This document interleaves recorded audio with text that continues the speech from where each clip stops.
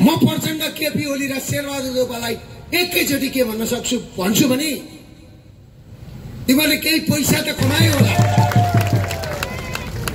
तिमीहरूका घर पनि डढे, पैसा पनि डढे, सबै कुरा डढे। त्यति मात्रै होइन, घर डढेर सुकुम्बासी मात्रै होइन, तिमीहरू त अब राजनीतिक सुकुम्बासी भयो। राजनीतिक सुकुम्बासी तिमीहरूलाई कसले पत्याउँछ गरेर आज गृह जिल्लामा तपाईहरुले जुन मलाई स्वागत गर्नलाई यो आज यो कार्यक्रम राख्नु भएको छ, सम्पूर्ण उपस्थित हाम्रा अभियन्ता साथीहरू, मेरा दाजुभाइ तथा दिदीबहिनीहरू, पत्रकार मित्रहरू, सुरक्षाकर्मी साथीहरू र विभिन्न पार्टीका राष्ट्रवादी साथीहरू, सम्पूर्णमा विजयादशमी, शुभ दीपावली र नजिकै गरेको छठ पर्वको शुभकामना भन्दै नमस्कार पनि भन्न चाहन्छु। नमस्ते। मैले शान्तसँगले सुन्नु होला, म यही बिर्ता मोडमा उही मास्तिर, यहाँबाट 1 किलोमिटर मास्तिर म यही धरतीमा जन्मेको। आज मलाई यहाँ आउँदा आनन्द लाग्छ। किन आनन्द लाग्छ? म यहाँ आउँदा आज सुरक्षित छु महसुस गर्छु। किन महसुस गर्छु भने म जन्मिरहेको साथी यो ठाउँमा गाडेको छ, त्यो साथीले मलाई तानेको यो ठाउँमा। त्यो दशैं मनाउन म यहाँ आज आएको छु तपाईहरुसँग दुःख सुख साथमा। किनभने मेरो साथी त्यो ठाउँमा गाडिएको छ, म जन्मिरहेको साथी। त्यो माया छ, त्यो ममता छ नेपालप्रतिको म माथि। र म जहिले राष्ट्रियताको कुरा गर्छु। राष्ट्र जोगाउँ, राष्ट्र जोगाउनलाई पहिला नागरिक जोगाउनु पर्छ, नागरिकलाई जोगाउँ। मैले आज लघु वित्तको कुरा उठाउँदै गर्दा बैंकले 16% 18% ब्याज लियो बाबा, त्यो भनेर उठाउँदै गर्दा सहकारीले 26% ब्याज लियो, लघु वित्तले 60,000 दिएर 1 लाखको कागज गरायो। हिजो पहाडमा झिगटी घरमा बस्ने, घोडामा चढेर हिँड्ने सामन्तहरूलाई कम्युनिस्टहरूले सामन्त भनेर काटे। आज तिनै कम्युनिस्टहरू आफू सामन्त बने। हो कि होइन भन्नुहोस् त? यही ठाउँ होइन विष्णुप्रसाद विमली, जसले 21 सालमा सिनेमा हल बनाएको थियो, धर्मप्रसाद ढकाल, जसले ठुला धानका मिलहरू खोलेका थिए, त्यस्ता मान्छेहरूलाई खड्गप्रसाद ओलीहरू, राधाकृष्ण मैनाली, सीपी मैनालीहरू यही हुनुहुन्छ। हाम्रो एकजना के समथिङ गौतम एमालेका मनगौन गौतमहरूले पञ्चराका पासाले हानेर मान्छे मारे होइन। त्यतिखेर उद्योगपति मार्नु भनेको आजको दुर्गा प्रसादलाई मारे जस्तै हो, दुर्गा प्रसादलाई मारे जस्तै हो। मैले के लगेँ, मलाई त अब फर्केर आउँछु कि आउँदिन जस्तो लागेको थियो। 5 महिना अगाडि यही ठाउँबाट मलाई हातकडी लगाएर खड्गप्रसाद ओलीले लगेको थियो। आज खड्गप्रसाद ओलीको जिल्लामा खड्गप्रसाद ओली लुकेर बस्नु परेको छ। मलाई हजारौं नागरिकहरूले फुलमाला लगाएर पठाएका छन्। किन भन्दाखेरि म सत्यमै हिँडेको मान्छे हो।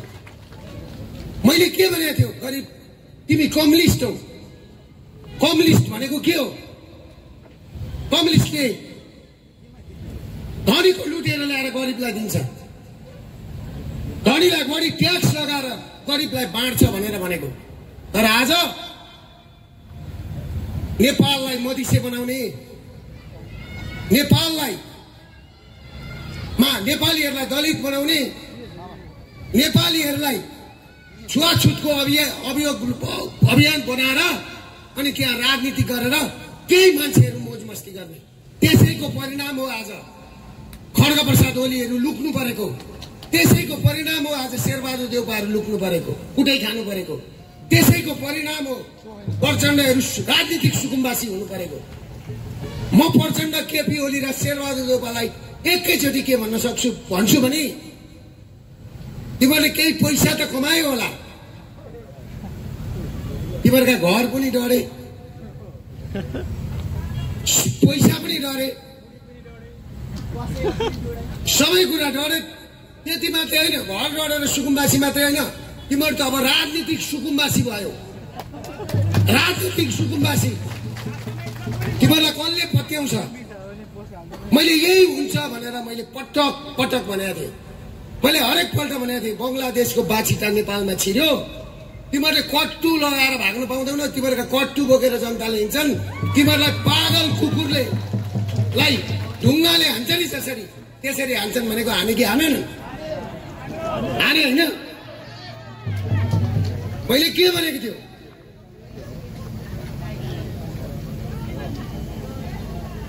28 सालको झापा विद्रोह भन्छ यिनीहरू मान्छे मारेर यी जेलमा रहन्।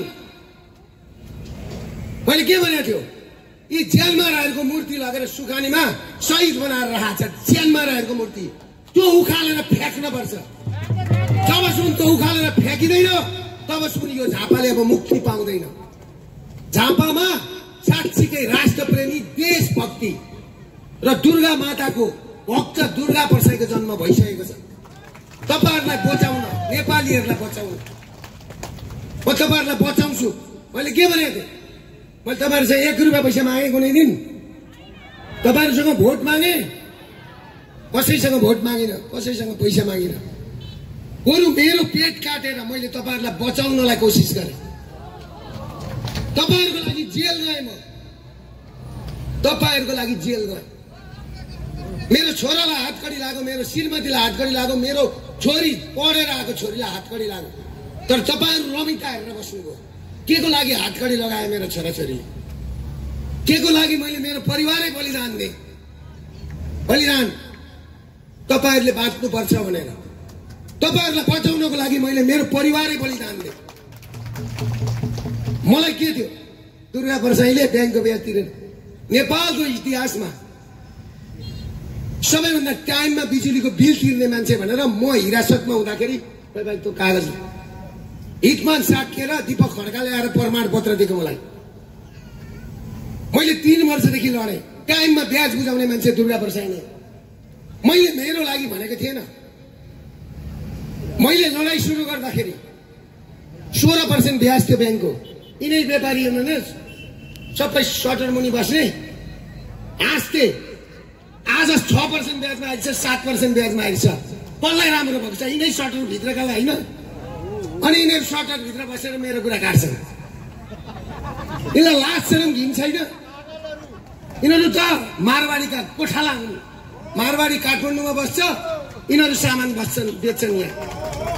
म यिनीहरूलाई मालिक बनाउन चाहन्छु, त्यो पनि नेपालको। नेपालको मालिक बना। यहाँ हेर्नुहोस्, यो कर्जा सूचना विभागले पनि के भन्छ? नेपाल विद्युत प्राधिकरणको यसले के भन्छ? के भन्छ? के भन्छ? ब्याङ्कमा सोधौँ दुर्गा प्रसाईको विषयमा। म तपाईहरुलाई एउटा कुरा के भन्छु? तपाईहरुलाई बचाउन लाग्दाखेरि फड्केअलीका कार्यकर्ताले कान खोलेर सुन्नु, कान खोलेर तुलामा चिया नहेरुन्। तिमीहरू सबैजना राष्ट्रवादी शक्ति हो भने भोलिदेखि मेरो घरमा आऊ, लाइन लागेर हामीले गल्ती गर्यौं भनेर। म यही छु केही दिनलाई। आऊ। रत्नाकर भन्ने मान्छे पनि बाटोमा बसेर नि डाका गर्थ्यो, तर के लेखे भनेर रामायण लेखेर वाल्मीकि बन्यो। तिमीहरूलाई वाल्मीकि बन्ने मौका छ। तिमीहरू वाल्मीकि बनो, होइन भने अस्ति त सुरुवात मात्रै हो। अस्ति सुरुवात मात्रै हो। त्यसले गर्दाखेरि तिमीहरूलाई सच्चिने मौका छ। सच्छ। खड्गप्रसाद ओलीले के बनायो झापामा? यहाँबाट जितेर जाने घिमिरेले के बनायो? तर दुर्गा प्रसाईले आज बिर्तामोड भनेर नि संसारमा कसैले चिन्दैन। के कारणले चिन्छ भन्दाखेरि गुगलमा जाँदा बीएनसी बसेको ठाउँ भनेर चिन्छ। बिर्तामोड भनेर कसैले चिन्दैन। पूर्वाञ्चल क्यान्सर कहाँ छ भन्दा बिर्तामोड कसले बनाइदियो? तर खड्गेले त यहाँ एउटा हस्पिटल बनाएन, एउटा टावर बनायो। टावर देख्नुभयो नि, 4 अरब खर्च गरेर। त्यो पनि सकियो होइन? एउटा केही बनाएन। मैले दुःख गरेर बनाएको हस्पिटल, नेपाली नागरिकले उपचार गर्न पाउन् भनेर बनाएको हस्पिटलको जहाँ 2000 बिरामी आज उपचार गर्न आउँछन्। हेर्नुहोस् 500 बिरामी बेडमा छन्, 60-70 जना बिरामी आइसियुमा छन्। त्यो आइसियुको बिरामीलाई दबाई नकिने हुँदैन। ब्याङ्कमा ट्रान्जेक्सन गर्नुपर्छ दबाई किन्नलाई। त्यस्तो ठाउँको खाता बन्द गर हो यो कुलाङ्गर ओलीले। त्यस्तो हस्पिटलको खाता बन्द गर। कति चित्त दुख्छ होला। म जेलभित्र छु, खाता बन्द गर यो अपराधीले। खाता म जेलभित्र छु, मेरो श्रीमतीलाई हातकडी लगाए यो अपराधीले। म जेलभित्र छु, मेरो छोरी यही वृन्दावनमा सेवा गर्छु भनेर डाक्टर भएर एमडी गरेर आएको छोरीलाई एयरपोर्टमै यसले हातकडी लगाएर लगेको छ। यसको बदला त म लिन्छु। एक लिन्छु, दुई लिन्छु, तीन लिन्छु। मैले त्यतिकै चाहन्छु नै यो लडाइँ छेडेको होइन। तपाईँहरूले बुझ्नु होला। म पनि त्यही आत्रेको पानी खाएको कुमाईको छोरो हो। सबै थोक सक्छु, तर म व्यवस्था बदल्छु भनेको थिएँ। सुरुवात भयो कि भएन? हाँस्नु हुन्थ्यो होइन अस्ति? र खड्गे ओलीहरूलाई खड्गे ओलीको कारणले आज जम्मै पार्टी सकिए। सबै पार्टी सकिए आज खड्गेका कारणले। मैले के भनेको थियो? मलाई एफिलिएसन देऊ, म खुरु विद्यार्थी पढाएर बस्छु।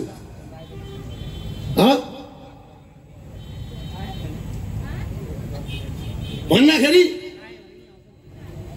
माडवारीसँग पार्टनरसिप गर्ने, कम्बोडिया पैसा लाने, 58 अर्ब नेपाल यो एनसीएलको पैसा 58 अर्ब रुपियाँ पैसा सर्लक्क उहाँ लगेको कम्बोडिया। अनि यो कुरो भन्दाखेरि खड्गेका यहाँ भात माराहरू होला नि, कहीँ कुनामा लुकेर बस्या है, तिनलाई अझै पुगेको छैन। अहिले गुन्नुमा आएर बस्नु, राजनीतिक शरणार्थी भएर घरमा आगो लागिहाल्नु। आएको लागेन? तपाईँहरूलाई मैले भनेको थिएँ, मैले हात हालेपछि मैले जित्छु। म लग्नमा बृहस्पति भएको मान्छे बाँचुन्जेल, यो कुरा बुझ्नुहोस्। तपाईँहरूलाई म जिताएर छोड्छु। तपाईँहरूका लिलामका घर जग्गा जमिन फिर्ता गराएर छोड्छु। यो मेरो वचन हो, यो मेरो वचन हो। तर तपाईँहरूले मलाई साथ दिनुहोस्। म के भन्छु? तपाईँहरू मलाई साथ दिनुहोस्। 20 लाख भन्दा मुनिको ऋण मिना दुर्गा प्रसाईले गराउँछ। 20 लाख भन्दा माथिको ऋण 25 वर्षलाई 5% ब्याजमा तिर्ने वातावरण बनाउँछ। ब्ल्याक लिस्टमा परेका, कालो सूचीमा परेका नेपालीहरूको नि कालो सूची फुक्का गराउँछ। नेपालमा बसेर नेपाली ब्ल्याक लिस्ट हुने। ब्ल्याक लिस्ट भनेको त्यसको नागरिकता चलेन, त्यसको पासपोर्ट चलेन, त्यसले धारामा पानी पाउँदैन, त्यसको बिजुली काटिन्छ। मैले ऋण लिएँ, व्यापार बिग्रियो, व्यवसाय बिग्रियो राजनीतिक कारणले। यही सेन्टर होइन, सबै सटर बन्द छ। कमाउने भनेर खोलेको होइन। नेपालभरि 70% सटर सबै बन्द छ। अनि व्यवहार बिग्रियो भनेर बाउ पनि ब्ल्याकलिस्ट, छोरो पनि ब्ल्याकलिस्ट, पेटमा जन्मिँदै गरेको बच्चा पनि ब्ल्याकलिस्ट हुन्छ। यस्तो पनि कानुन हुन्छ? 3 पुस्ते ब्ल्याकलिस्ट के हामीले गरेको छैन? व्यवहार गरेको छैन? म त हेर्नुहोस् व्यापारी होइन, म पैसा गनेर गल्लीमा बसेर पैसा गर्ने मान्छे पनि होइन। गल्लामा म उद्योगपति पनि होइन। उद्योगपति होइन भन्दा पनि 5000 मान्छे छन्। म व्यापारी होइन भन्दा पनि महिनाको 1-2 करोड रुपियाँ कमाइराखेकै छु।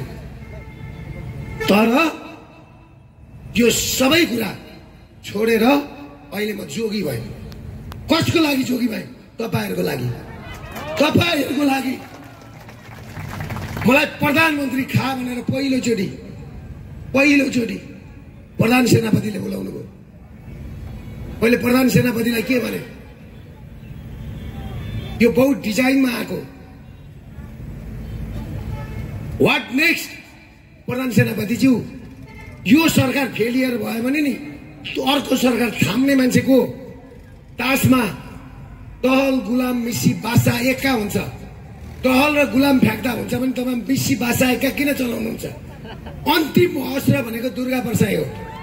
दुर्गा परसाईले प्रधानमन्त्री सम्हालेका दिन मैले प्रधानमन्त्री सम्हालेका भोलिपल्ट दिन के हुन्छ भन्दा 20 लाख भन्दा मुनिको ऋण बिना हुनुपर्छ मेरा एजेन्डा लागू हुनुपर्छ र म तपाईहरुका घरमा गएर गुन्द्रुक र भात कुनै बढी गाड बिना तपाईहरुका घरमा गरिबका घरमा बसेर भुइँमा बसेर गोबारले लोटाएको ठाउँमा बसेर भात खान सक्ने प्रधानमन्त्री खोजेको छ यहाँ त्यो प्रधानमन्त्री खोजेको